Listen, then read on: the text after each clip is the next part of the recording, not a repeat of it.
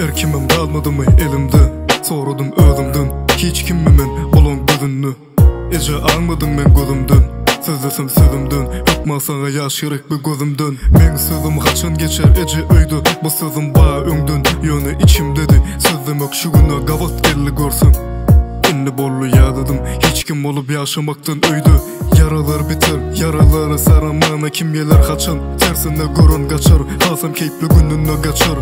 Unutma geçen dertleri, dert gelip bilir. Keyifli günün ertesi, bana yara hükmünne günelim yetip. Bedenimdeki yaralardanım ol has bitir. Bana peyda eder mi bu yazılan eser? Ya unutulayan mı gavura girsin?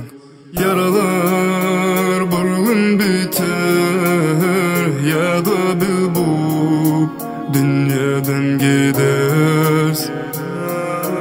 Yaralar bir gün biter, ya da bil bu dünyadan gidersin.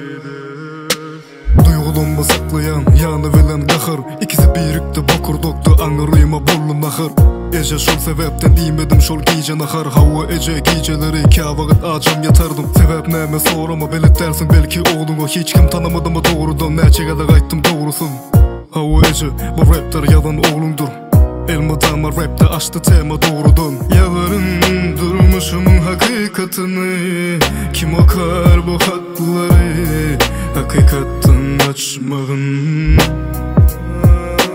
Yaların durmuşumun hakikatini, kim okar bu hatları hakikatten açmağın.